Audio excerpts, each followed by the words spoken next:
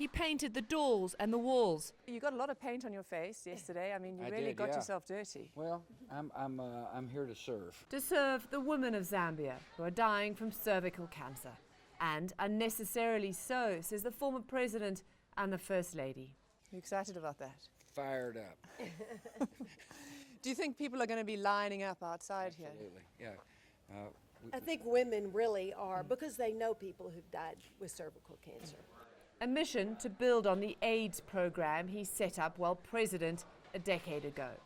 PEPFAR, or the President's Emergency Plan for AIDS Relief, dramatically reduced the number of AIDS deaths in Africa, with a massive investment of antiretroviral drugs for the region. I'm very proud of American people for their generosity. I mean, billions have been poured into a faraway land. I wish Americans knew how many lives were saved as a result of their generosity. And someday they will. The program's success highlighted by Bush's successor, President Obama, in his visit to South Africa. And while America will continue to provide billions of dollars in support, we can't make progress without African partners. So I'm proud that by the end of my presidency, South Africa has determined it will be the first African country to fully manage its HIV care and treatment program.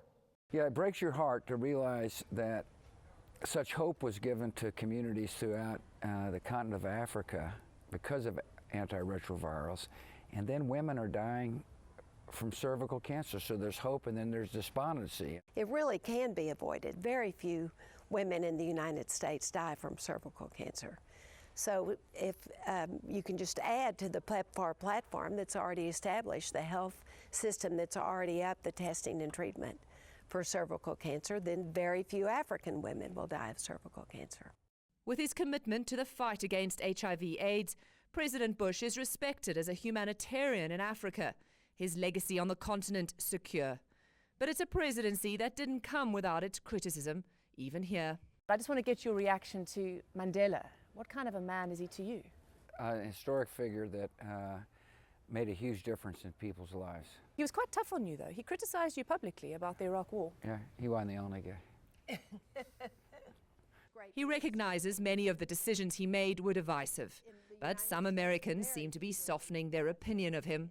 Because in the polls, you are now sort of level, aren't you? You don't care? No. Whether people think you're favorable or unfavorable? The only time I really cared was on election day. The only time? I really didn't, no, I didn't. You know, I guess it's nice. I mean, let me rephrase that. Thank you for bringing it up.